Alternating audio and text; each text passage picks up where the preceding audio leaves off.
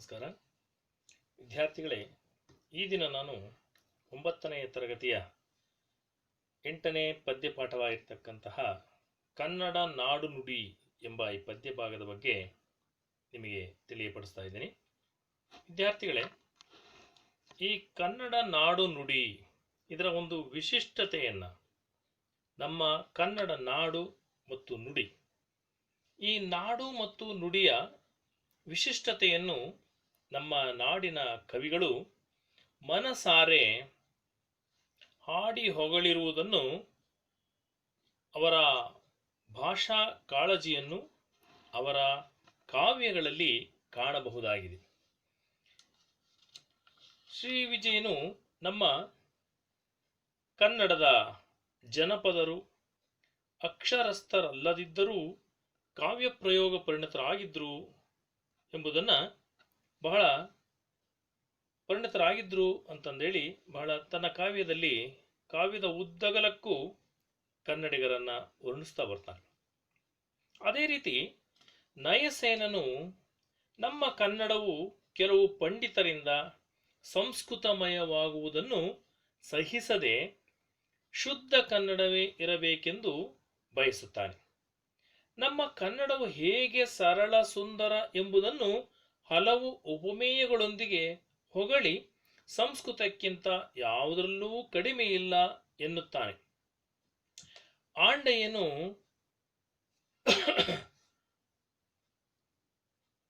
ಆಂಡೆಯನು ಕನ್ನಡ ನಾಡಿನ ಪ್ರಕೃತಿಯ ರಮ್ಯತೆಯನ್ನು ಮೆಚ್ಚಿ ವರ್ಣಿಸುತ್ತಾನೆ. ಹೀಗೆ ಅದೇ ರೀತಿ ಕವಿ ಮಹಾಲಿಂಗರಂಗ ಅವರು ಕೂಡ ಕನ್ನಡದ ಒಂದು ಸುಲಲಿತವಾದಂತಹ ಸರಳವಾದಂತಹ ಭಾಷೆ ಅಂತಕ್ಕಂಥದ್ದನ್ನು ಅವರು ಹಲವು ಉದಾಹರಣೆಗಳ ಮೂಲಕ ತಿಳಿಯಪಡಿಸ್ತಿದ್ದಾರೆ. ಹೀಗೆ ಎಲ್ಲ ಕವಿವರಿಯರೂ ಕೂಡ ಕನ್ನಡ ನಾಡು ಮತ್ತು ನುಡಿಯ ಬಗ್ಗೆ ತಮ್ಮದೇ ಆದಂತಹ ಒಂದು ಅಭಿಪ್ರಾಯವನ್ನು ವರ್ಣಿಸ್ತಾರೆ. ಆಂಡೆಯನು ಕನ್ನಡ ನಾಡಿನ ಪ್ರಕೃತಿಯ ರಮ್ಯತೆಯನ್ನು ಮೆಚ್ಚಿ ವರ್ಣಿಸ್ತಾನೆ. ಹೀಗೆ ಕನ್ನಡ ನಾಡಿನ ಪ್ರಕೃತಿ, ಸಂಸ್ಕೃತಿ ಹಾಗೂ ಭಾಷಾ ಹಿರಿಮೆಗಳನ್ನು ವಿವಿಧ ಕವಿಗಳು ವರ್ಣಿಸಿರುವುದನ್ನು ಪರಿಚಯಿಸುವುದೇ ಈ ಒಂದು ಪ್ರಸ್ತುತ ಪದ್ಯಪಾಠದ ಆಶಯವಾಗಿದೆ. ವಿದ್ಯಾರ್ಥಿಗಳೇ, ಬನ್ನಿ ಈ ಪದ್ಯಪಾಠದ ಲೇಖಕರ ಅಥವಾ ಕೃತಿಕಾರರ ಪರಿಚಯದೊಂದಿಗೆ ಅವರ ಕಾವ್ಯದ ಈ ಒಂದು ಪದ್ಯಗಳನ್ನು, ಅವುಗಳ ಭಾವಾರ್ಥವನ್ನು ತಿಳಿದುಕೊಳ್ಳೋಣ. ಅದಕ್ಕೂ ಮೊದಲು ಈ ಪದ್ಯಪಾಠದ ಪ್ರವೇಶ ಏನು ಅನ್ನೋದನ್ನು ನೋಡೋಣ. ಬನ್ನಿ. ಕನ್ನಡ ನಾಡು ನುಡಿಯ ವೈಶಿಷ್ಟ್ಯ ಕುರಿತು ಪ್ರಾಚೀನ ಕಾಲದಿಂದಲೂ ಕವಿ ಪರಂಪರೆ ಅಂತಕ್ಕಂಥದ್ದು ಮನಸಾರೆ ಬಣ್ಣಿಸುತ್ತಾ ಬಂದಿದೆ. ಕನ್ನಡ ಸಂಸ್ಕೃತಿ, ಸೊಬಗು, ವೈಭವ, ಸೌಂದರ್ಯ ಅಪೂರ್ವ ಹಾಗೂ ಅವಿಸ್ಮರಣೀಯ. ಕನ್ನಡಿಗರ ಒಂದು ಜಾಣ್ಮೆ, ಭೌಗೋಳಿಕ ಹರವು, ಕವಿ ಕಾವ್ಯ ಸೌಂದರ್ಯದಿಂದ ಅದರ ಮಹತ್ವ ಇನ್ನೂ ಹೆಚ್ಚಾಗಿದೆ. ಅಂದರೆ ಕವಿಗಳು ಕನ್ನಡ ನಾಡಿನಲ್ಲಿರ್ತಕ್ಕಂತಹ ನಾಡು, ನುಡಿ, ಸಂಸ್ಕೃತಿ, ಇಲ್ಲಿರ್ತಕ್ಕಂತಹ ಸೊಬಗು, ವೈಭವ, ಸೌಂದರ್ಯ ಇವೆಲ್ಲವನ್ನು ಮೆಚ್ಚಿ ತನ್ನ ಕಾವ್ಯದಲ್ಲಿ ಹಾಡಿ ಹೋಗಲಿರ್ತಕ್ಕಂಥದ್ದನ್ನು ನಾವು ಕಾಣಬಹುದಾಗಿದೆ. ಅವುಗಳಲ್ಲಿ ಕೆಲವೊಂದು ಪದ್ಯಗಳನ್ನು ಆಯ್ಕೆ ಮಾಡಿ ನಿಮಗೆ ಈ ಒಂದು ಪಠ್ಯಪುಸ್ತಕದಲ್ಲಿ ಅಳವಡಿಸಲಾಗಿದೆ.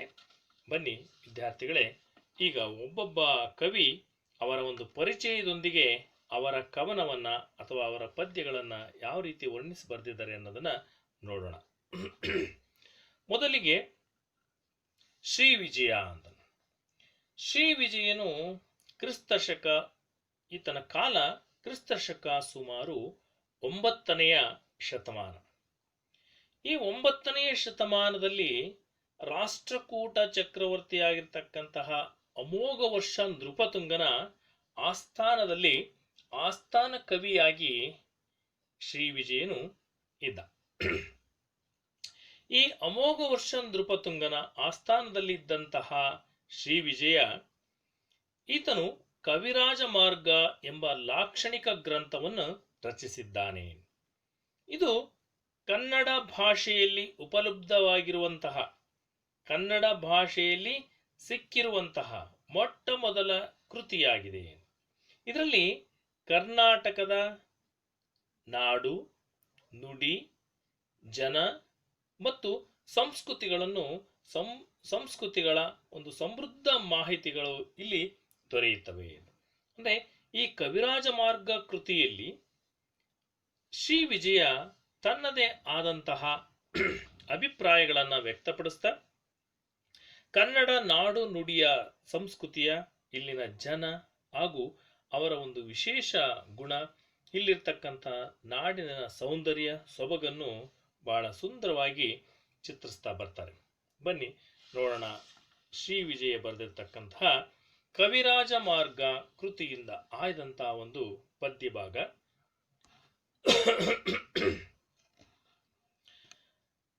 ಪದ ನರಿದು ನುಡಿಯಲಂ ನುಡಿದುದ ನರಿದಾರೆಯಲುಂ ಮಾರ್ಪರ ನಾಡವರ್ಗಳ್ ಚದುರ ನಿಜದಿಂ ಕುರಿತೋದದೆಯಂ ಕಾವ್ಯ ಪ್ರಯೋಗ ಪರಿಣತ ಮತಿಗಳ್. ಅಂದ್ರೆ ಇಲ್ಲಿರ್ತಕ್ಕಂತಹ ಜನ, ಇಲ್ಲಿರ್ತಕ್ಕಂಥ ಕನ್ನಡ ನಾಡಿನ ನುಡಿ, ಇದರನ್ನ ಕುರಿತು ಬರೆದಿರ್ತಕ್ಕಂಥ ಈ ಒಂದು ಪದ್ಯ ಭಾಗ ಇದು. ಈ ಪದ್ಯವನ್ನ ಬಿಡಿಸಿ ಓದುವುದು ಹೇಗೆ ಅಂತಕ್ಕಂಥದ್ದನ್ನು ಕೂಡ ಇಲ್ಲಿ ನಾವು ಕಾಣಬಹುದಾಗಿದೆ.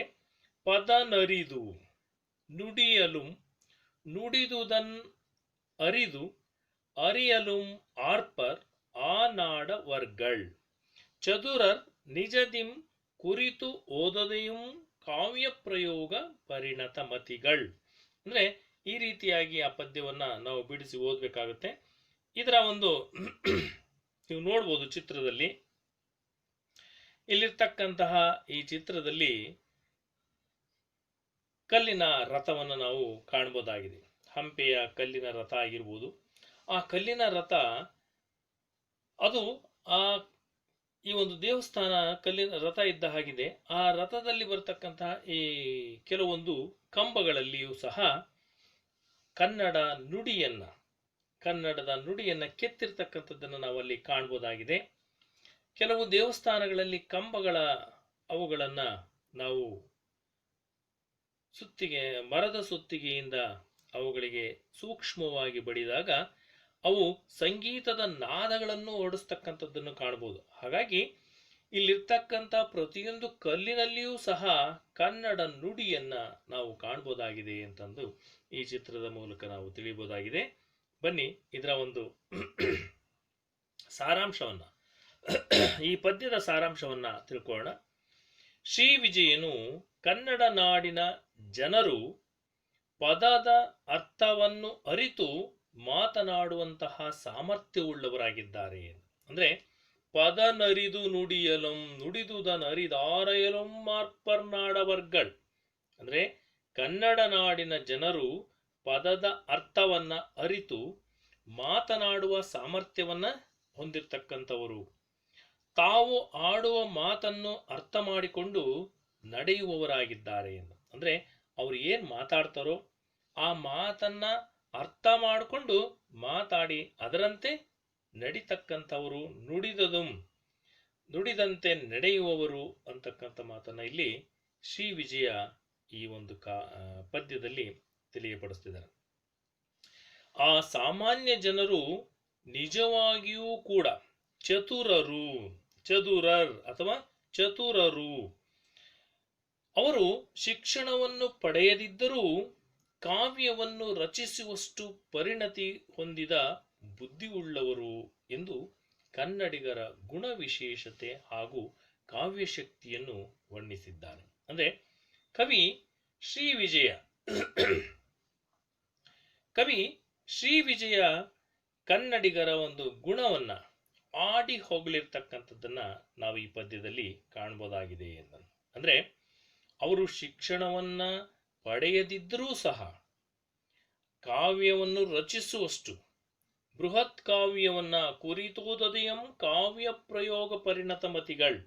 ಶಿಕ್ಷಣವನ್ನ ಪಡೆಯದೇ ಇದ್ರೂ ಸಹ ಕೃತಿಯನ್ನ ಅಥವಾ ಕಾವ್ಯವನ್ನ ರಚಿಸುವಷ್ಟು ಪರಿಣತಿಯನ್ನ ಹೊಂದಿದಂತಹ ಬುದ್ಧಿ ಉಳ್ಳವರು ಎಂದು ಈ ಕನ್ನಡಿಗರ ಗುಣವನ್ನ, ಅವರ ಗುಣ ವಿಶೇಷತೆಯನ್ನ, ಕಾವ್ಯ ಶಕ್ತಿಯ ಒಂದು ಬುದ್ಧಿವಂತಿಕೆಯನ್ನ ಈ ಪದ್ಯ ಭಾಗದಲ್ಲಿ ಶ್ರೀ ವಿಜಯ ಕವಿ ವರ್ಣಿಸಿದ್ದಾನೆ.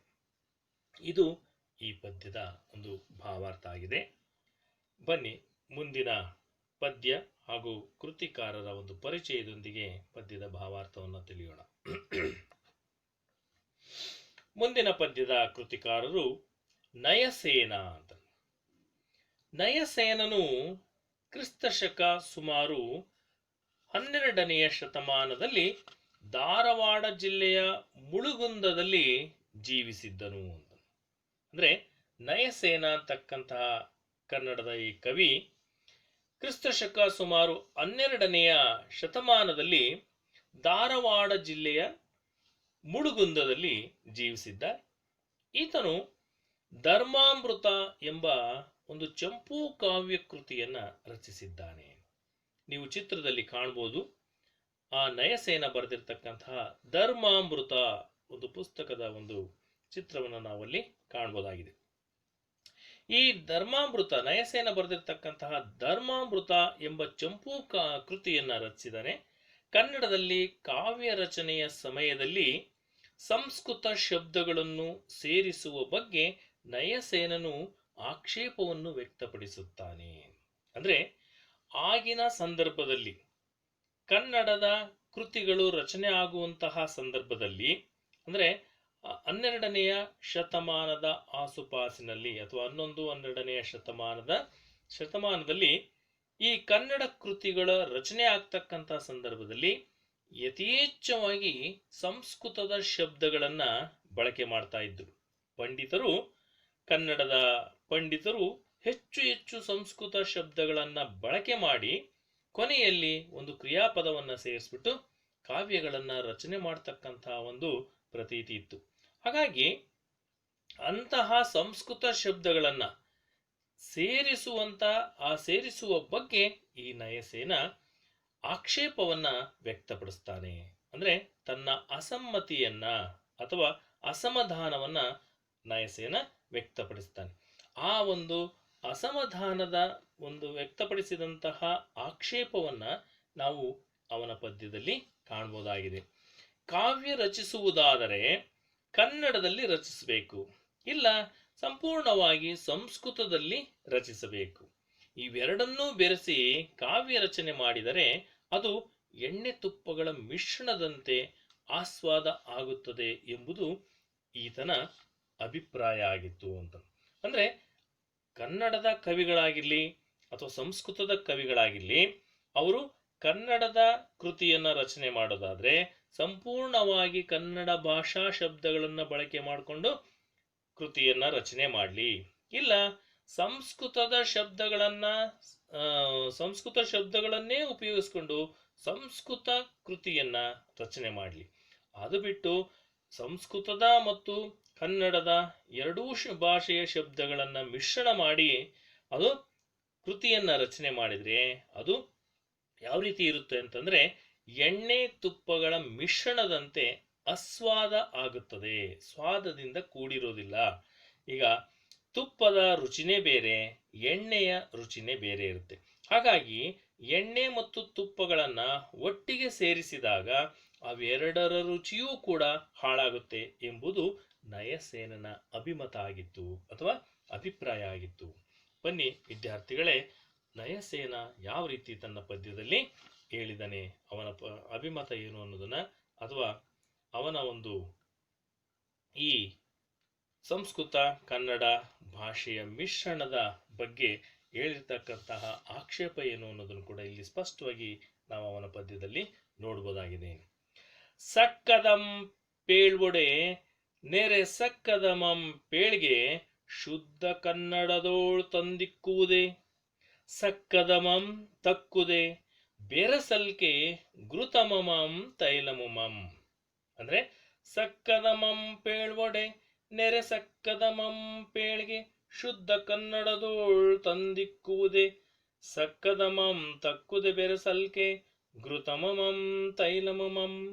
ಅಂದ್ರೆ ಈ ಒಂದು ಪದ್ಯವನ್ನ ನಾವು ಬಿಡಿಸಿ ಹೇಳೋದು ಅಂತಂದ್ರೆ, ಸಕ್ಕದಮಂ ಪೇಳ್ವೊಡೆ ನೆರೆ ಸಕ್ಕದಮಂ ಪೇಳ್ಗೆ ಶುದ್ಧ ಕನ್ನಡದೊಳ್ ತಂದು ಇಕ್ಕುವುದೇ ಸಕ್ಕದಮಂ ತಕ್ಕುದೆ ಬೆರಸಲ್ಕೆ ಘೃತಮಮಂ ತೈಲಮುಮಂ.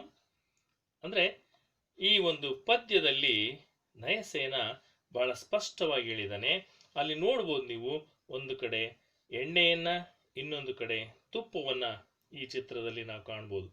ಅವೆರಡರ ರುಚಿನೇ ಬೇರೆ ಇದೆ.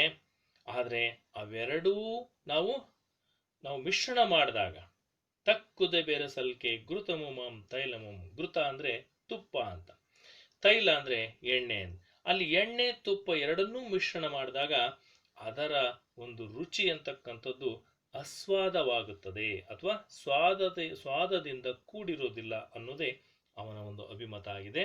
ಬನ್ನಿ ನೋಡೋಣ. ಇಲ್ಲಿ ನಯಸೇನನು, ಅದರ ಒಂದು ಈ ಪದ್ಯದ ಒಂದು ಭಾವಾರ್ಥ ಏನು ಅನ್ನೋದು ನೋಡೋಣ ಬನ್ನಿ. ನಯಸೇನನು ಕವಿಗಳು ಕನ್ನಡದಲ್ಲಿ ಕಾವ್ಯವನ್ನು ರಚಿಸುವಾಗ ಕನ್ನಡದೊಂದಿಗೆ ಸಂಸ್ಕೃತ ಶಬ್ದಗಳನ್ನು ಹೆಚ್ಚಾಗಿ ಬಳಸುತ್ತಿದ್ದುದನ್ನು ನೋಡಿ ಅದನ್ನು ಆಕ್ಷೇಪಿಸುತ್ತಾನೆ. ಅಂದ್ರೆ ಬಹಳಷ್ಟು ಮಂದಿ ಕವಿಗಳು ಕನ್ನಡದಲ್ಲಿ ಕಾವ್ಯವನ್ನ ರಚಿಸುವಾಗ ಕನ್ನಡ ಭಾಷೆಯ ಶಬ್ದಗಳೊಂದಿಗೆ ಹೆಚ್ಚು ಹೆಚ್ಚು ಸಂಸ್ಕೃತ ಶಬ್ದಗಳನ್ನು ಹೆಚ್ಚಾಗಿ ಬಳಸ್ತಾ ಇದ್ರು.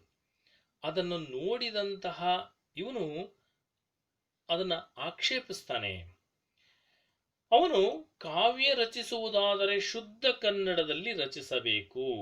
ಸಕ್ಕದಮಂ ಪೇಳ್ಗೆ ಶುದ್ಧ ಕನ್ನಡದೋಳು ತಂದಿಕ್ಕುವುದೇ. ಅಂದ್ರೆ ಕಾವ್ಯವನ್ನ ರಚಿಸುವುದಾದರೆ ಶುದ್ಧ ಕನ್ನಡದಲ್ಲಿ ಬೇಕಾದಷ್ಟು ಶಬ್ದಗಳು ಸಿಗ್ತವೆ.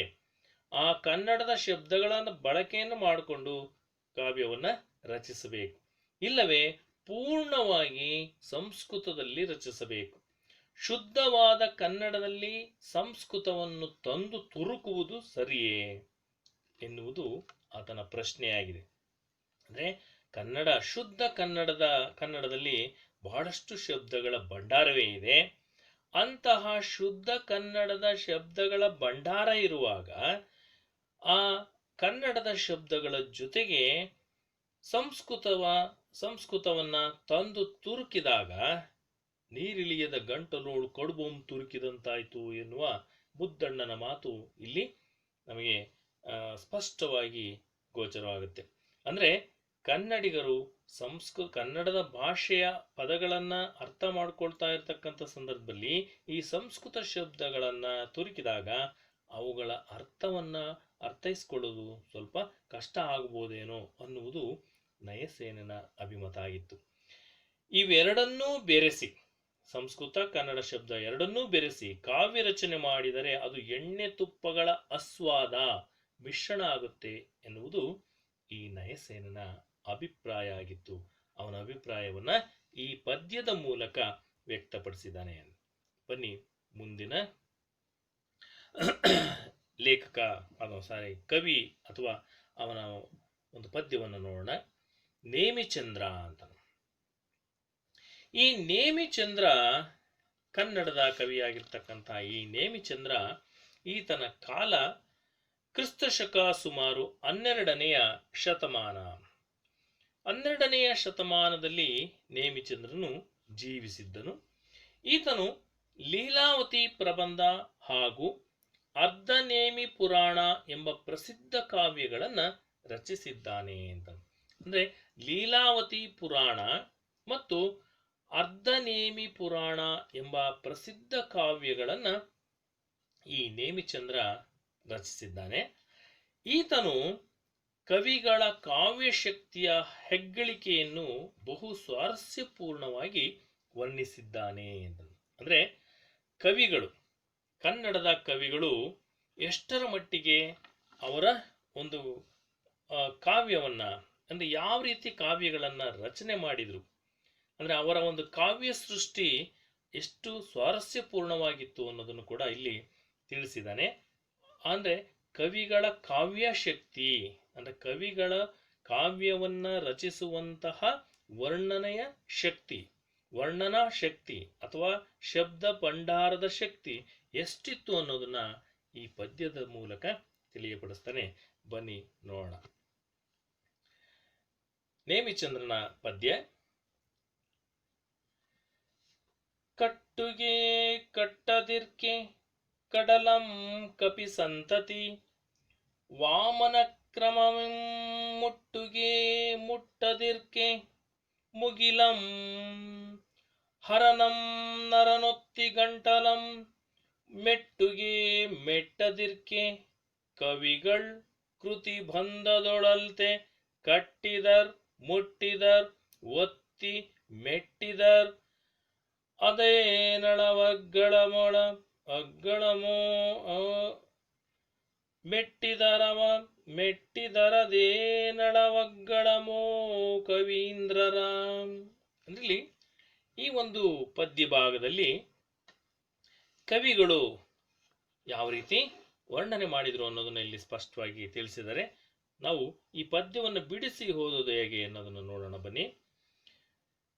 ಕಟ್ಟುಗೆ ಕಟ್ಟದಿರ್ಕೆ ಅಂತ, ಕಡಲಂ ಕಪಿ ಸಂತತಿ ವಾಮನ ಕ್ರಮಮಂ ಮುಟ್ಟುಗೆ ಮುಟ್ಟದಿರ್ಕೆ ಮುಗಿಲಂ ಹರನಂ ನರನ್ ಒತ್ತಿ ಗಂಟಲಂ ಮೆಟ್ಟುಗೆ ಮೆಟ್ಟದಿರ್ಕೆ ಕವಿಗಳ್ ಕೃತಿ ಬಂದದೊಳ್ ಅಲ್ತೆ ಕಟ್ಟಿದರ್ ಮುಟ್ಟಿದರ್ ಒತ್ತಿ ಮೆಟ್ಟಿದರ್ ಅದೇನ್ ಅಳವು ಅಗ್ಗಳಮೋ ಕವೀಂದ್ರರ.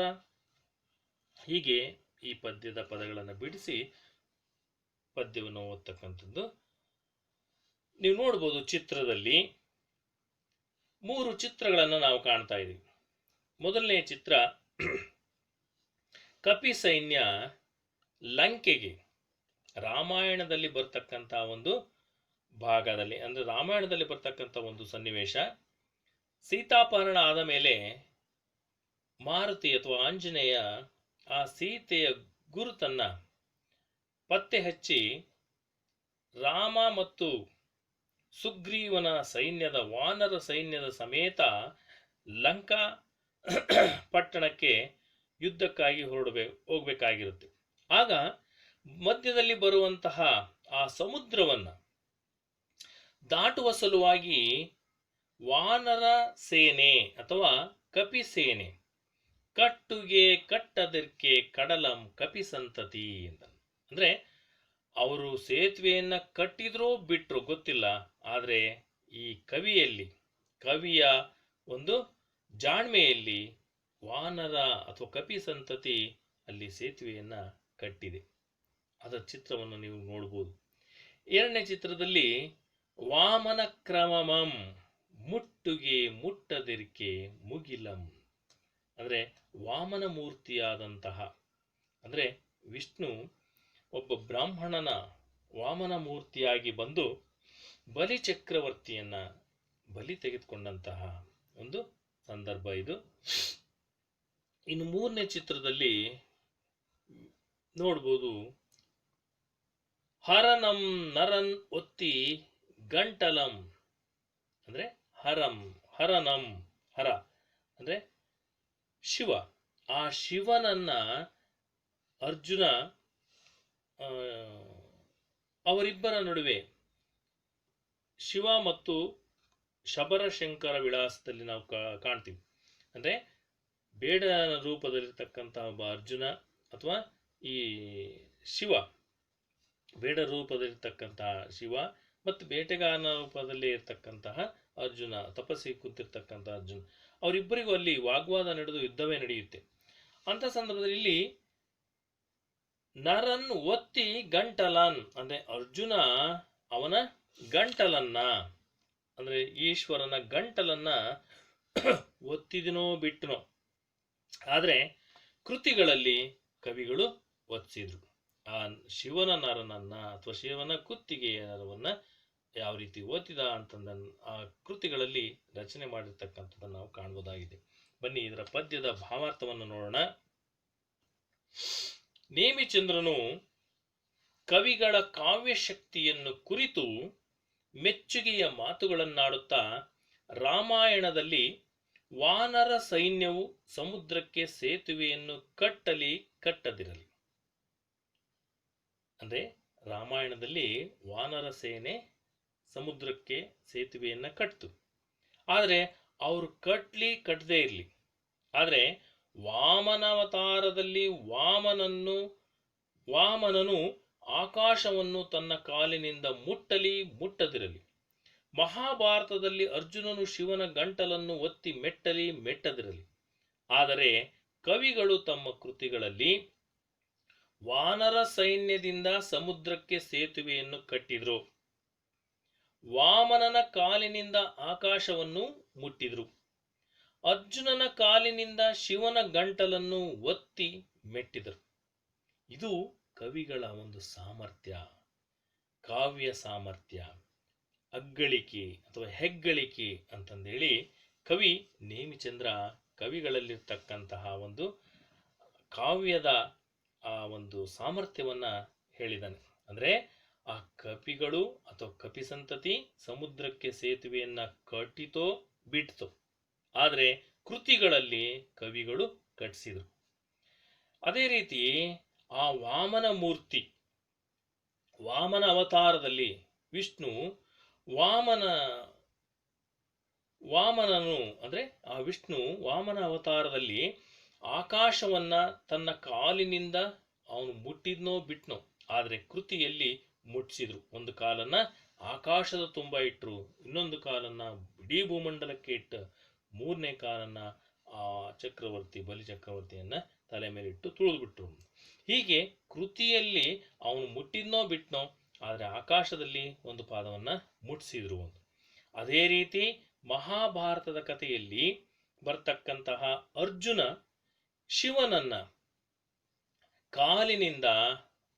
ಶಿವನ ಕಾಲಿನಿಂದ ಅವನ ಗಂಟಲನ್ನ ಒತ್ತಿದನು.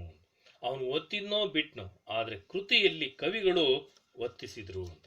ಹೀಗೆ ಅವರ ಒಂದು ಚತುರತೆಯನ್ನ, ಕಾವ್ಯ ರಚನೆ ಮಾಡುವಂತಹ ಚಾಣಾಕ್ಷತೆಯನ್ನ ಈ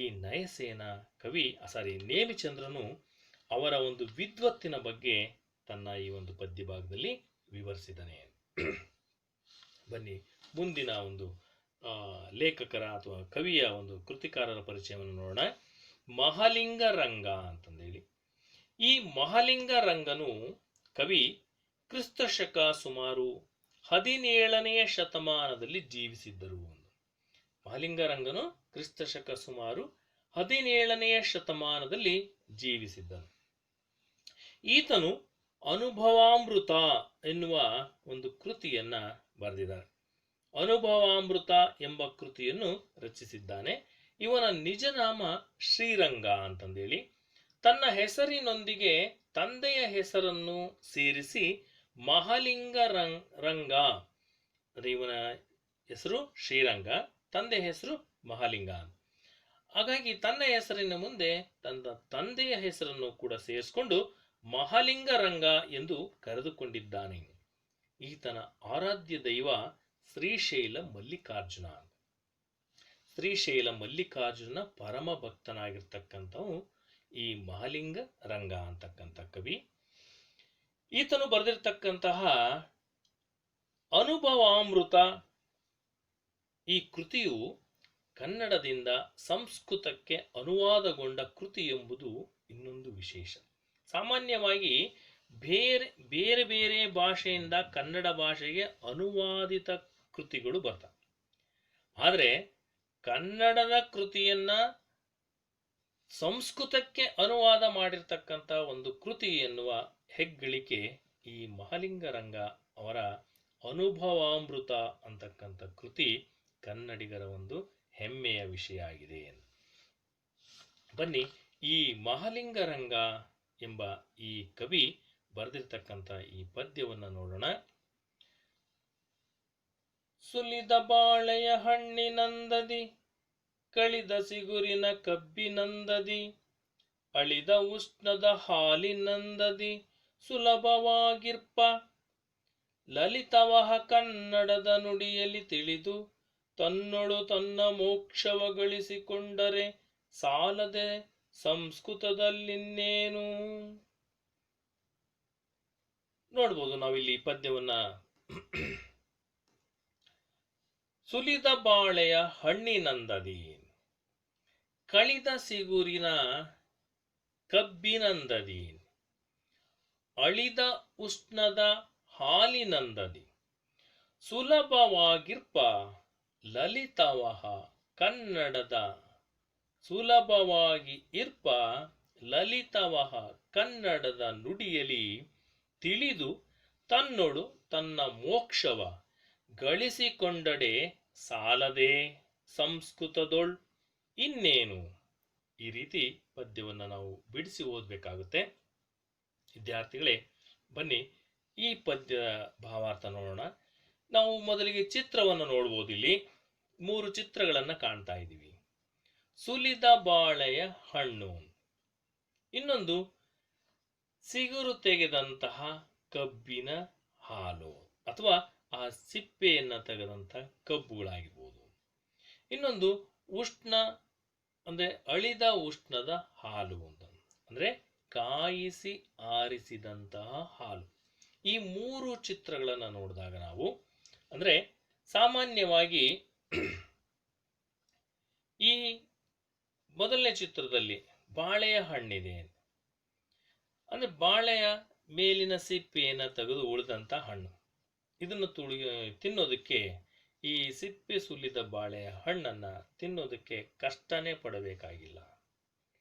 ಹಾಗೆ ರೀತಿ ಈ ಸಿಗುರು ಅಂದ್ರೆ ಮೇಲಿನ ಸಿಪ್ಪೆಯನ್ನು ತೆಗೆದಾದ ಮೇಲೆ ಒಳಗಡೆ ಬರ್ತಕ್ಕಂಥ ಕಬ್ಬು ಇದೆಯಲ್ಲ, ಅದರಲ್ಲಿರ್ತಕ್ಕಂಥ ಹಾಲು, ಆ ಹಾಲನ್ನ ಕುಡಿಯೋದು ಬಹಳ ಕಷ್ಟ ಏನಲ್ಲ. ಅದೇ ರೀತಿ ಕಾಯಿಸಿ ಆರಿಸಿದಂತಹ ಹಾಲು, ಅದನ್ನ ಕುಡಿಯೋದು ಕಷ್ಟ ಆಗಲಾರದು ಅಂತ ನೋಡೋಣ. ಬನ್ನಿ ಪದ್ಯದ ಭಾವಾರ್ಥ ಏನಿದೆ ಅಂತಂದೇಳಿ. ಕವಿ ಮಹಲಿಂಗರಂಗನು ಕನ್ನಡ ಭಾಷೆಯ ಸರಳತೆ, ಮಧುರತೆ, ಶಕ್ತಿಯ ಬಗ್ಗೆ ವರ್ಣಿಸುತ್ತಾ, ಅಂದ್ರೆ ಕನ್ನಡ ಭಾಷೆ ಎಷ್ಟೊಂದು ಸರಳ ಅಂತಕ್ಕಂಥದ್ದನ್ನ ಕೆಲವು ಉದಾಹರಣೆಗಳ ಮೂಲಕ ಇಲ್ಲಿ ತಿಳಿಸಿದ್ದಾನೆ. ಜೊತೆಗೆ ಮಧುರತೆ, ಅದು ಎಷ್ಟರ ಮಟ್ಟಿಗೆ ಮಧುರವಾಗಿರುತ್ತೆ, ಸುಮಧುರವಾಗಿರುತ್ತೆ, ಮತ್ತೆ ಶಕ್ತಿಯುತವಾದಂತಹ ಭಾಷೆ ಅಂತಕ್ಕಂಥದ್ದನ್ನ ಉದಾಹರಣೆಗಳ ಮೂಲಕ ತಿಳಿಸಿದ್ದಾರೆ ಕವಿ ಮಹಾಲಿಂಗ ರಂಗ. ಅಂದ್ರೆ ಕನ್ನಡ ಭಾಷೆ ಅಂತಕ್ಕಂಥದ್ದು ಸರಳವು. ಯಾವ ರೀತಿ ಸರಳ? ಸುಲಿದ ಬಾಳೆಯ ಹಣ್ಣಿನಂತೆ. ಕನ್ನಡ ಭಾಷೆ ಅಂತಕ್ಕಂಥದ್ದು ಸುಲಿದ ಬಾಳೆಯ ಹಣ್ಣಿನಂತೆ ಇದೆ. ಅಂದ್ರೆ ಬಾಳೆಹಣ್ಣಿನ ಸಿಪ್ಪೆಯನ್ನ ಸುಲಿದು ಅದನ್ನು ತಿನ್ನೋದೇನು ಬಹಳ ಕಷ್ಟ ಇರಲ್ಲ, ಬಹಳ ಸುಲಭವಾಗಿ ತಿಂದಾಕಬಹುದು. ಹಾಗೆ ಕನ್ನಡ ಭಾಷೆಯನ್ನ ಸುಲಭವಾಗಿ ನಾವು ಅರ್ಥೈಸ್ಕೊಳ್ಬಹುದು ಅಥವಾ ಅರ್ಥವಾಗುವ ರೀತಿಯಲ್ಲಿ ಕನ್ನಡ ಭಾಷೆ ಅಂತಕ್ಕಂಥದ್ದಿದೆ. ಅದು ತುಂಬಾ ಸರಳತೆಯಿಂದ ಕೂಡಿರ್ತಕ್ಕಂಥದ್ದು. ಹಾಗೇನೆ ಕಳಿದ ಸಿಗುರಿನ ಕಬ್ಬಿನಂದದಿ, ಅಂದ್ರೆ ಸಿಗುರು ಅಂತ ಅಂದ್ರೆ ಕಬ್ಬಿನಲ್ಲಿರ್ತಕ್ಕಂಥ ಆ ಮೇಲ್ಗಡೆ ಸಿಪ್ಪೆಯನ್ನು ತೆಗೆದಾಗ ಆ ಒಳಗಡೆ ಇರ್ತಕ್ಕಂಥ ತಿರುಳನ್ನ ಚೆನ್ನಾಗಿ ಜಗಿಯೋದೇನು ಕಷ್ಟ ಆಗಲಾರದು. ಆಗ ಆ ಮಧುರತೆಯನ್ನ, ಕಬ್ಬಿನ ಹಾಲಿನಲ್ಲಿ ಅಥವಾ ಕಬ್ಬಿನ ಒಳಗೆ ಇರ್ತಕ್ಕಂಥ ಹಾಲು, ಅದರ ರುಚಿ, ಅದರ ಒಂದು ಮಧುರತೆ ಇದೆಯಲ್ಲ, ಹಾಗೆ ಈ ಕನ್ನಡ ಭಾಷೆ ಅಂತಕ್ಕಂಥದ್ದು ಕೂಡ ನೋಡೋದಕ್ಕೆ ಕಠಿಣವಾಗಿ ಕಾಣುತ್ತೆ. ಆ ಮೇಲಿನ ಸಿಪ್ಪೆಯನ್ನು ತೆಗೆದಾಗ ಕಬ್ಬಿನ ಹಾಲಿನ ಮಧುರತೆ ಹೇಗೆ ಸಿಗುತ್ತೋ ಹಾಗೆ ಕನ್ನಡ ಭಾಷೆ ಆಳವಾಗಿ ನಾವು ಅದನ್ನ ಒಳಹೊಕ್ಕು ನೋಡಿದಾಗ ಆ ಕನ್ನಡ ಭಾಷೆಯ ಮಧುರತೆ ಅಂತಕ್ಕಂಥದ್ದು ನಮಗೆ ತಿಳಿಯುತ್ತೆ. ಹಾಗೇನೆ ಶಾಖ ಆರಿ ಹೋಗಿ, ಅಂದ್ರೆ ಉಷ್ಣ ಅಳಿದ ಮೇಲೆ, ಚೆನ್ನಾಗಿ ಹಾಲನ್ನ ಕಾಯಿಸಿದ ಮೇಲೆ, ಚೆನ್ನಾಗಿ ಹಾಲನ್ನು ಕಾಯಿಸಿ ನಂತರ ಅದನ್ನ ಆರಿಸಬೇಕು, ಸ್ವಲ್ಪ ತಣ್ಣಗಾಗಲು ಬಿಡಬೇಕು. ಆಗ ಆ ಅಳಿದ ಉಷ್ಣದ ಅಂದ್ರೆ ಆರಿ ಹೋಗಿ ತಣ್ಣಗಾದ ಹಾಲು ಅದು ಬಹಳ ಶಕ್ತಿಯನ್ನ ಪಡ್ಕೊಂಡಿರ್ತಕ್ಕಂಥ ಹಾಲು. ಹಾಗೆಯೇ ಕನ್ನಡ ಭಾಷೆ ಅಂತಕ್ಕಂಥದ್ದು ಸಹ ಉಷ್ಣ ಅಳಿದ ಹಾಲಿನಂತೆ ಸುಲಭವಾಗಿರುವಂತಹ, ಸುಲಲಿತವಾಗಿರುವಂತಹ, ಮಧುರತೆಯಿಂದ ಕೂಡಿರುವಂತಹ, ಶಕ್ತಿಯುತವಾಗಿರ್ತಕ್ಕಂತಹ ಭಾಷೆ. ಈ ಕನ್ನಡ ಭಾಷೆಯನ್ನು ಅರಿತು ಅಂದ್ರೆ ಲಲಿತವಹ, ಅದು ಬಹಳ ಲಲಿತವಾದಂತಹ ಭಾಷೆ, ಸುಲಲಿತವಾದಂತಹ ಭಾಷೆ. ಇದನ್ನ ಅರಿತು ನಾವು ಅದನ್ನು ಮಾತನಾಡಿದಾಗ, ಕನ್ನಡ ಭಾಷೆಯನ್ನು ಕಲಿತು ಮಾತನಾಡಿದಾಗ ನಮಗೆ ಮೋಕ್ಷವನ್ನು ಗಳಿಸಿಕೊಂಡರೆ ಸಾಲದು. ಅಂದ್ರೆ ಆ ಕನ್ನಡ ಭಾಷೆಯನ್ನು ಅರಿತು ಮೋಕ್ಷವನ್ನು ಗಳಿಸಿಕೊಂಡರೆ ಸಾಲದು. ಸಂಸ್ಕೃತ ಭಾಷೆಯಲ್ಲಿ ಅಂತಹದು ಏನಿದೆ ಅಂದ್ರೆ ಅದಕ್ಕೆ ಒಂದು ಪ್ರಶ್ನೆಯನ್ನು ಕೊಡ್ತಾರೆ ನೋಡಿಲಿ. ಲಲಿತವಹ ಕನ್ನಡದ ನುಡಿಯಲ್ಲಿ ತಿಳಿದು, ಕನ್ನಡ ಭಾಷೆಯ ಬಗ್ಗೆ ನಾವು ಅರ್ಥ ಮಾಡಿಕೊಂಡು, ಕನ್ನಡ ಭಾಷೆಯಲ್ಲಿರ್ತಕ್ಕಂಥ ಶಕ್ತಿ, ಸರಳತೆ, ಮಧುರತೆ ಜೊತೆಗೆ ಅದೊಂದು ಅಖಂಡ ಭಾಷೆ ಅಂತಕ್ಕಂಥ ದೊಡ್ಡದಾಗಿರ್ತಕ್ಕಂತಹ ವ್ಯಾಕರಣಾಂಶವನ್ನು ಹೊಂದಿರತಕ್ಕಂಥ ಭಾಷೆ. ಅದರ ಆಳವಾಗಿ ನಾವು ಒಳಹೊಕ್ಕು ನೋಡಿದಾಗ ಅದರ ಮಧುರತೆ ಅಂತಕ್ಕಂಥದ್ದು ನಮಗೆ ತಿಳಿಯುತ್ತೆ. ಇಂತಹ ಮಧುರವಾದಂತಹ, ಸರಳವಾದಂತಹ, ಶಕ್ತಿಯುತವಾದಂತಹ ಭಾಷೆಯನ್ನು ಬಿಟ್ಟು ನಾವು ಏನ್ ಮಾಡ್ತೀವಿ, ಮುಕ್ತಿ ಪಡೆಯಲು ಏನ್ ಮಾಡಬೇಕು ಅಂತಂದಲ್ಲಿ ಕನ್ನಡ ಭಾಷೆಗೆ ನಾವು ಅದು ಹೆಚ್ಚು ಒತ್ತು ಕೊಟ್ಟಾಗ, ಅದರಲ್ಲಿ ಇರ್ತಕ್ಕಂಥ ಒಂದು ಆಳವಾಗಿ ನಾವು ಬೇರೂರಿದಾಗ ಕನ್ನಡ ಭಾಷೆಯ ಒಂದು ಇದು ಸಿಗುತ್ತೆ, ಅದರ ಒಂದು ಅಮೃತ ಏನು ಅನ್ನೋದು ಸಿಗುತ್ತೆ. ಸಂಸ್ಕೃತ ಭಾಷೆಯಲ್ಲಿ ಅಂತಹದ್ದು ಏನಿದೆ?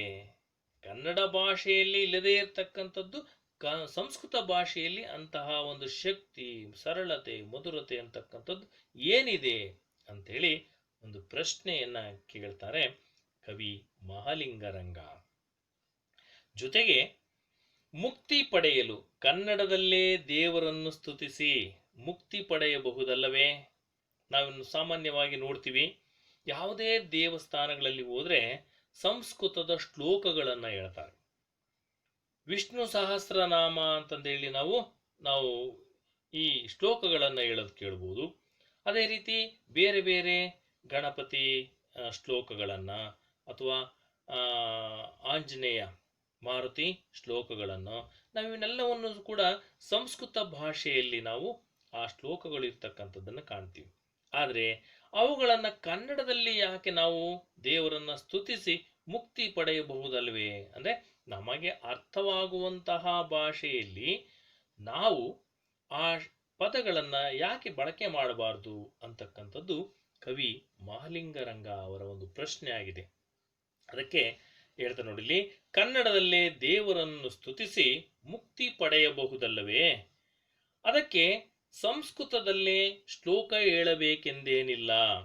ಸಂಸ್ಕೃತ ಭಾಷೆಯಷ್ಟೇ ಶಕ್ತಿ ಕನ್ನಡ ಭಾಷೆಗೂ ಇದೆ ಎಂದು ಕವಿ ಅಭಿಪ್ರಾಯಪಟ್ಟಿದ್ದಾರೆ. ಕವಿ ಮಹಾಲಿಂಗರಂಗ ಅವರು ಸಂಸ್ಕೃತಕ್ಕೆ ಎಷ್ಟು ಶಕ್ತಿ ಇದೆಯೋ, ಸಂಸ್ಕೃತ ಭಾಷೆಯಷ್ಟೇ ಶಕ್ತಿ ನಮ್ಮ ಕನ್ನಡ ಭಾಷೆಗೂ ಇದೆ ಅಂತಕ್ಕಂಥದ್ದನ್ನ ಕವಿ ಮಹಾಲಿಂಗರಂಗ ಅವರು ತಮ್ಮದೇ ಆದಂತಹ ಅಭಿಪ್ರಾಯದಲ್ಲಿ ಈ ಪದ್ಯದಲ್ಲಿ ತನ್ನ ಅಭಿಪ್ರಾಯವನ್ನ ವ್ಯಕ್ತಪಡಿಸಿದ್ದಾರೆ. ಬನ್ನಿ ಮುಂದಿನ ಕವಿಯ ಬಗ್ಗೆ ನೋಡೋಣ. ಆಂಡಯ್ಯ ಅಂತ. ಆಂಡಯ್ಯ ಈತನ ಒಂದು ಕಾಲ ಕ್ರಿಸ್ತಶಕ ಸುಮಾರು 13ನೇ ಶತಮಾನ. ಆಂಡಯ್ಯನ ಕಾಲ 13ನೆಯ ಶತಮಾನ. 13ನೆಯ ಶತಮಾನದಲ್ಲಿ ಕದಂಬರ ದೊರೆ ಕಾಮದೇವನ ಆಶ್ರಯದಲ್ಲಿದ್ದಂತಹ ಕವಿ, ಕದಂಬ ದೊರೆಯ ಕಾಮದೇವನ ಆಶ್ರಯದಲ್ಲಿದ್ದಂಥವನು ಈ ಆಂಡಯ್ಯ ಎಂಬ ಕವಿ. ಈತನು ಕಬ್ಬಿಗರ ಕಾವ ಅಥವಾ ಕಬ್ಬಿಗರ ಕಾವಂ ಎಂಬ ಚಂಪೂ ಕಾವ್ಯ ಕೃತಿಯನ್ನ ರಚಿಸಿದ್ದಾನೆ. ಆಂಡಯ್ಯ ಬರೆದಿರ್ತಕ್ಕಂಥ ಕೃತಿ ಅಂತಂದ್ರೆ ಕಬ್ಬಿಗರ ಕಾವ ಅಥವಾ ಕಬ್ಬಿಗರ ಕಾವಂ ಎಂಬ ಚಂಪೂ ಕಾವ್ಯ ಕೃತಿಯನ್ನ ರಚನೆ ಮಾಡಿದ್ದಾನೆ. ಕನ್ನಡ ಸಾಹಿತ್ಯದಲ್ಲಿ ಕಬ್ಬಿಗರ ಕಾವಂ ಒಂದು ವಿಶಿಷ್ಟ ಕೃತಿಯಾಗಿದೆ. ಕನ್ನಡ ಸಾಹಿತ್ಯದಲ್ಲಿ ಈ ಒಂದು ಕಬ್ಬಿಗರ ಕಾವಂ ಎಂಬ ಕೃತಿ ಒಂದು ವಿಶಿಷ್ಟವಾದಂತಹ ಕೃತಿಯಾಗಿದೆ. ಅಂದ್ರೆ ಸಂಸ್ಕೃತದ ಸಹಾಯವನ್ನು ಪಡೆಯದೆ, ಯಾಕೆ ಇದು ವಿಶಿಷ್ಟ ಕೃತಿ ಅಂತಂದಾಗಿದೆ ಅಂದ್ರೆ, ಸಂಸ್ಕೃತದ ಸಹಾಯವನ್ನು ಪಡೆಯದೆ ಕೇವಲ ತದ್ಭವ ಪದಗಳನ್ನು ದೇಸಿ ನುಡಿಗಳನ್ನು ಬಳಸಿಕೊಂಡು ಈ ಕೃತಿಯನ್ನ ಕಟ್ಟಲಾಗಿದೆ ಅಥವಾ ಈ ಕೃತಿಯನ್ನ ರಚಿಸಲಾಗಿದೆ ಅಂತ. ಅಂದ್ರೆ ಇದರ ವಿಶೇಷ ಏನಪ್ಪಾ ಅಂತಂದ್ರೆ, ಆಂಡಯ್ಯ ಬರೆದಿರ್ತಕ್ಕಂಥ ಈ ಕೃತಿಯ ವಿಶೇಷ ಅಂತಂದ್ರೆ, ಇದರಲ್ಲಿ ಈ ಕೃತಿಯಲ್ಲಿ ಯಾವುದೇ ರೀತಿಯ ಒಂದು ಸಂಸ್ಕೃತ ಭಾಷೆಯ ಸಹಾಯವನ್ನ ಪಡೆಯದೆ ಬರೀ ತದ್ಭವಗಳನ್ನೇ, ಸಂಸ್ಕೃತ ಭಾಷೆಯ ಪದಗಳಿಂದ ಬಂದಂತಹ ತದ್ಭವಗಳು, ಪರಿವರ್ತನೆಯಾದಂತಹ ಪದಗಳನ್ನ ಬಳಕೆ ಮಾಡಿಕೊಂಡು ಈ ಕೃತಿಯನ್ನ ರಚಿಸಲಾಗಿದೆ ಅಥವಾ ಈ ಕೃತಿಯನ್ನ ಕಟ್ಟಲಾಗಿದೆ. ಬನ್ನಿ ನೋಡೋಣ. ಈ ಕನ್ನಡ ನಾಡು ನುಡಿ ಪದ್ಯದಲ್ಲಿ ಇರುವಂತಹ ಎಲ್ಲಾ ಪದ್ಯಗಳನ್ನ ಈ ಕನ್ನಡ ಸಾಹಿತ್ಯ ಪರಿಷತ್ತು ಅಂದ್ರೆ BMC ಅವರು ಅವರ ಒಂದು ಸಂಪಾದಕತ್ವದಲ್ಲಿ ಪ್ರಕಟಿಸಿರ್ತಕ್ಕಂತಹ ಕನ್ನಡ ಬಾವುಟ ಎನ್ನುವ ಕೃತಿಯಿಂದ ಆರಿಸಿ ಈ ಒಂದು 5 ಜನ ಕವಿಗಳ 5 ಪದ್ಯಗಳನ್ನ ಈ ನಿಮಗೆ ಪಠ್ಯ ಪುಸ್ತಕದಲ್ಲಿ ಅಳವಡಿಸಲಾಗಿದೆ. ಬನ್ನಿ ಆಂಡಯ್ಯ ಬರೆದಿರ್ತಕ್ಕಂತಹ ಈ ಒಂದು ಪದ್ಯ ಹೇಗಿದೆ ನೋಡೋಣ. ಮಲ್ಲಿಗೆಯಲ್ಲದೆ ಸಂಪಗೆಯಲ್ಲದೆ ದಾಳಿಂಬ ಮಲ್ಲದೊಪ್ಪುವ ಚಂದಂ, ಮಲ್ಲಿಗೆಯಲ್ಲದೆ ಸಂಪಗೆಯಲ್ಲದೆ ದಾಳಿಂಬ ಮಲ್ಲದೊಪ್ಪುವ ಚಂದಂಗಲ್ಲದೆ ದಾಳಿಂಬ ಮಲ್ಲದೊಪ್ಪುವ ಚಂದಂಗಲ್ಲದೆ ಮಾವಲ್ಲದೆ ಕೌಂಗಲ್ಲದೆ ಗಿಡಮರಗಳೆಂಬುವಿಲ್ಲ ನಾಡೋಳ್. ಅಂದ್ರಲ್ಲಿ ಈ ಒಂದು ಪದ್ಯ ಭಾಗವನ್ನ ನಾವು ನೋಡಿದಾಗ ಇದರಲ್ಲಿ ಬಿಡಿಸಿ ಹೇಳ್ತಕ್ಕಂಥದ್ದು ಏನಪ್ಪಾ ಅಂತಂದ್ರೆ, ಮಲ್ಲಿಗೆ ಅಲ್ಲದೆ, ಸಂಪಿಗೆ ಅಲ್ಲದೆ, ದಾಳಿಂಬಂ ಅಲ್ಲದೆ, ಒಪ್ಪುವ ಚಂದೆಂಗುಂ ಅಲ್ಲದೆ, ಮಾವು ಅಲ್ಲದೆ, ಕೌಂಗು ಅಲ್ಲದೆ, ಗಿಡಮರಗಳ್ ಎಂಬುವು ಇಲ್ಲ ಆ ನಾಡೊಳ್. ಈ ರೀತಿ ನಾವು ಈ ಪದ್ಯವನ್ನ ಬಿಡಿಸಿ ಹೇಳಬೇಕಾಗುತ್ತೆ. ನೀವು ನೋಡ್ಬೋದು ಚಿತ್ರದಲ್ಲಿ ಕನ್ನಡ ನಾಡಿನಲ್ಲಿ ಇರ್ತಕ್ಕಂತಹ ವಿಶಿಷ್ಟವಾದಂತಹ ಹೂವು, ಹಣ್ಣು ಇವುಗಳ ಬಗ್ಗೆ ಎಷ್ಟರ ಮಟ್ಟಿಗೆ ಕವಿ ವರ್ಣಿಸಿದಾನೆ ಅಂತಕ್ಕಂಥದ್ದನ್ನು ನಾವಿಲ್ಲಿ ಕಾಣ್ಬೋದಾಗಿದೆ. ಅಂದ್ರೆ ಮಲ್ಲಿಗೆ ಹೂವು ಮತ್ತೆ ಹೂವುಗಳ ಒಂದು ಸೃಷ್ಟಿ ಅಂತಕ್ಕಂಥದ್ದು, ಅದು ಕರ್ನಾಟಕದಲ್ಲಿರ್ತಕ್ಕಂಥ ಮಲ್ಲಿಗೆ ಹೂವು, ಸಂಪಿಗೆ ಹೂವು, ದಾಳಿಂಬೆ ಹಣ್ಣು, ಮತ್ತೆ ತೆಂಗು, ಮಾವಿನ ಹಣ್ಣು ಮತ್ತು ಅಡಕೆ, ಹೀಗೆ ಎಲ್ಲವನ್ನು ಕೂಡ ಇಲ್ಲಿ ಯಥೇಚ್ಛವಾಗಿ ಬೆಳೀತಕ್ಕಂಥ ನಾಡಿದು, ಇಲ್ಲಿ ಏನ್ ಸಿಗಲ್ಲ ಅನ್ನುವುದರ ಬಗ್ಗೆ ಪ್ರಶ್ನೆಯನ್ನು ಮಾಡ್ತಾ ಈ ಆಂಡಯ್ಯ ಕವಿ ತನ್ನ ಪದ್ಯದಲ್ಲಿ ವರ್ಣಿಸ್ತಾ ಬರ್ತಾನೆ. ಬನ್ನಿ ಆ ಪದ್ಯದ ಒಂದು ಸಾರಾಂಶ ಏನು ಅನ್ನೋದನ್ನು ನೋಡೋಣ. ಆಂಡಯ್ಯ ಕನ್ನಡ ನಾಡಿನ ಈ ಆಂಡಯ್ಯ ಕವಿ ಕನ್ನಡ ನಾಡಿನಲ್ಲಿರ್ತಕ್ಕಂತಹ ನಾಡಿನ ಒಂದು ಸಸ್ಯ ಸಂಪತ್ತನ್ನ ಕುರಿತು ಕನ್ನಡ ನಾಡಿನಲ್ಲಿ ಏನೇನಿದೆ ಅನ್ನೋದನ್ನ ಈ ಪದ್ಯ ಭಾಗದಲ್ಲಿ ವರ್ಣಿಸ್ತಾರೆ. ಅಂದ್ರೆ ಕನ್ನಡ ನಾಡಿನಲ್ಲಿ ಅಥವಾ ಕರುನಾಡಿನಲ್ಲಿ ಮಲ್ಲಿಗೆ ಅಲ್ಲದೆ, ಮಲ್ಲಿಗೆ ಅಷ್ಟೇ ಅಲ್ಲ, ಸಂಪಿಗೆ ಹೂವಿದೆ. ಯಥೇಚ್ಛವಾಗಿ ಬೆಳೀತಕ್ಕಂಥ ಮಲ್ಲಿಗೆ ಹೂವು ಕನ್ನಡ ನಾಡಿನಲ್ಲಿ ಬೆಳೀತಾರೆ. ಆ ಮಲ್ಲಿಗೆಯ ಪರಿಮಳ, ಅದನ್ನೇ ಹೇಳ್ತಾರೆ ಇಲ್ಲಿ, ಪಶ್ಚಿಮದ ಗಾಳಿ, ಪಡುವಣ ಗಾಳಿ ಬೀಸಿದಾಗ ಮೂಡಣದ ಜನರಿಗೆ ಆ ಕಂಪು ತಾಗಿದಾಗ ಎಷ್ಟೊಂದು ಪರಿಮಳಯುಕ್ತವಾಗಿದೆ, ಈ ನಾಡಿನ ಜನರೇ ಪುಣ್ಯ ಅಂತ ಭಾವಿಸ್ತಾರಂತೆ. ತೆಂಕಣ ಗಾಳಿ ಬಡಗಣ ಬೀಸಿದಾಗ, ದಕ್ಷಿಣದಿಂದ ಉತ್ತರಕ್ಕೆ ಬೀಸಿದಾಗ ಆ ಬಡಗಣದ ಜನ ಅವರು ಅಂದ್ಕೊಳ್ತಾರಂತೆ, ಈ ಸುಮಧುರವಾದಂಥ ವಾಸನೆ ಬರುವಾಗ ಅಲ್ಲಿನ ಜನ ಎಷ್ಟು ಪುಣ್ಯವಂತರು ಅಂತ. ಹಾಗೇನೆ ಬಡವಣ ಗಾಳಿ ತೆಂಕಣ ಬೀಸಿದಾಗ ದಕ್ಷಿಣದ ನಾಡಿನ ಜನ ಅಂದ್ಕೊಳ್ತಾರೆ, ಕನ್ನಡ ನಾಡಿನಲ್ಲಿರ್ತಕ್ಕಂಥ ಜನ ಎಷ್ಟು ಪುಣ್ಯವಂತರು ಅಂತ. ಹೀಗೆ ಈ ಮಲ್ಲಿಗೆಯ ಕಂಪು, ಒಂದು ಮಲ್ಲಿಗೆ ಹೂವು ಯಥೇಚ್ಛವಾಗಿ ಕಂಪನ್ನ ಕೊಡ್ತಕ್ಕಂಥ ಒಂದು ನೆಲದ ಸೊಗಡು ಆ ರೀತಿ ಇದೆ. ಅದನ್ನೇ ಆಂಡಯ್ಯ ಕವಿಯಲ್ಲಿ ವರ್ಣಿಸ್ತಾರೆ. ಮಲ್ಲಿಗೆ ಅಲ್ಲದೆ, ಸಂಪಿಗೆ ಅಲ್ಲದೆ, ಸಂಪಿಗೆ ಹೂವು, ಅದರ ಒಂದು ಪರಿಮಳ, ಅದರ ಒಂದು ಸುವಾಸನೆ ಎಷ್ಟರ ಮಟ್ಟಿಗೆ ಇದೆ, ಕರುನಾಡಿನ ಹೂವಿನ ಕಂಪು ಹೆಂಗಿದೆ ಅನ್ನೋದನ್ನ ಇಲ್ಲಿ ವರ್ಣಿಸ್ತಾರೆ.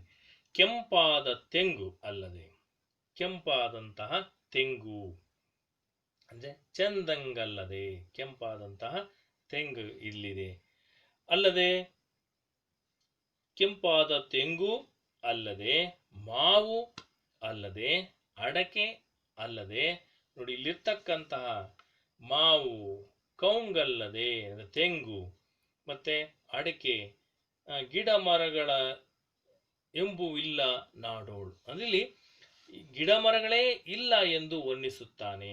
ಅಂದ್ರೆ ಅವುಗಳನ್ನ ಬರೀ ಇವಿಷ್ಟೇ ಅಲ್ಲ, ಇವುಗಳನ್ನ ಬೆಳೀತಕ್ಕಂಥ ಬೇರೆ ಗಿಡಮರ ಇಂತಹ ಗಿಡಮರಗಳು ಬೇರೆ ನಾಡಿನಲ್ಲಿ ಎಲ್ಲೂ ಬೆಳೆಯೋದಕ್ಕೆ ಸಾಧ್ಯನೇ ಇಲ್ಲ. ಅಂದ್ರೆ ಇವುಗಳಲ್ಲದೆ ಬೇರೆ ಗಿಡಮರಗಳೇ ಇಲ್ಲ ಅಂತ ಅಷ್ಟರ ಮಟ್ಟಿಗೆ ಯಥೇಚ್ಛವಾಗಿ ಬೆಳೀತಕ್ಕಂತಹ ನಾಡು ನಮ್ಮ ಕನ್ನಡ ನಾಡು ಅಂತಕ್ಕಂಥದ್ದನ್ನ ಕವಿ ಆಂಡಯ್ಯ ಈ ರೀತಿಯಾಗಿ ವರ್ಣಿಸ್ತಾ ಇದ್ದಾನೆ. ಕನ್ನಡ ನಾಡಿನಲ್ಲಿ ಉತ್ತಮ ಫಲ ನೀಡುವಂತಹ ಸಸ್ಯಗಳು ಸಮೃದ್ಧವಾಗಿವೆ ಅಂತ. ಕನ್ನಡ ನಾಡಿನಲ್ಲಿ ಉತ್ತಮವಾಗಿರ್ತಕ್ಕಂತಹ ಫಲಗಳನ್ನು ಕೊಡುವಂತಹ ಮರಗಳು ಅಥವಾ ಸಸ್ಯ ಸಂಪತ್ತು ಇಲ್ಲಿ ಯಥೇಚ್ಛವಾಗಿದೆ, ಸಮೃದ್ಧವಾಗಿದೆ. ಗಿಡ, ಮರ, ಬಳ್ಳಿ, ಹೂವು, ಹಣ್ಣು ಹೀಗೆ ಯಥೇಚ್ಛವಾಗಿರ್ತಕ್ಕಂತಹ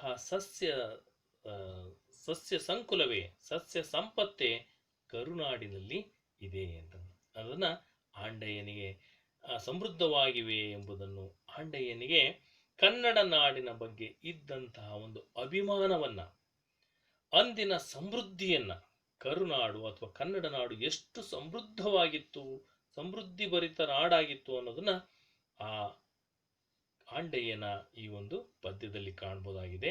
ಜೊತೆಗೆ ಆಂಡಯ್ಯನಿಗೆ ಕನ್ನಡ ನಾಡಿನಲ್ಲಿ ಇದ್ದಂತಹ ಸಮೃದ್ಧಿಯ ಬಗ್ಗೆ ಅವನ ಅಭಿಮಾನವನ್ನೂ ಸಹ ನಾವಿಲ್ಲಿ ಈ ಪದ್ಯ ಭಾಗದಲ್ಲಿ ಕಾಣಬಹುದಾಗಿದೆ ಎಂದ. ವಿದ್ಯಾರ್ಥಿಗಳೇ, ಈ ಒಂದು